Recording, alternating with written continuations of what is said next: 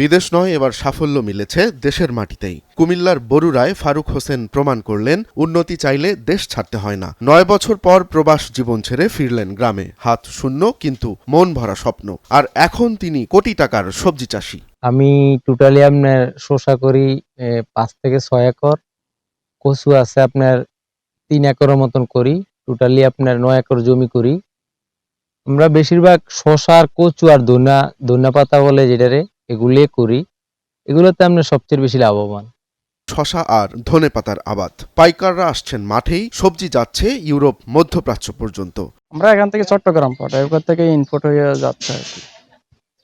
ওখানে গিয়ে প্যাকেটিং করবে আর কি, এগুলা মানে সাইজ করে ছোট করবে আর কি, ওইটা প্যাকেট করে বাইরে রপ্তানি করবে, ওমান, বাহরাইন, দুবাই, এই বিভিন্ন দেশে যাবে আর কি। নিজের মালিকানার সঙ্গে বর্গা জমিতেও চলছে তার সবুজ বিপ্লব। শতাধিক যুবকের জন্য খুলেছে নতুন পথ। কেউ নিজের জমিতে, কেউ বর্গায়, কেউ আবার বদলায় জমি নিয়ে শুরু করেছেন কৃষিকাজ। ফারুক দেখিয়েছেন, পরিশ্রম করলে দেশেও সফলতা সম্ভব। তবে ন্যায্য দাম না পাওয়ায় হতাশা প্রকাশ করেন তিনি। মধ্যস্বত্বভোগীদের সিন্ডিকেট ভাঙলে কৃষকরা আরও লাভবান হবেন বলে মনে করেন তিনি।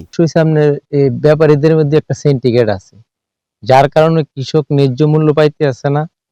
আমরা চাইতেছি দূর দূরান্ত থেকে ব্যাপারীরা আসলে কৃষক তার ন্যায্য মূল্য পাবে, কারণ সার ওষুধের যেই দাম আপনার সিন্ডিকেটের কারণে কৃষক পরিপূর্ণ দাম পাইতে আছে না।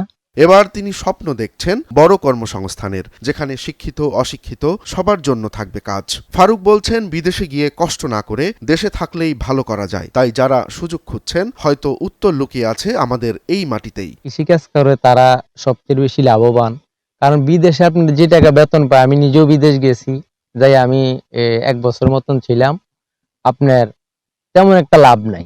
ঠিক আছে, কৃষিকাজ আপনি যদি আপনার ৩০% কচুও করে একটা মানুষ, সুন্দর চলতে পারে, তার কোনো সমস্যা হয় না।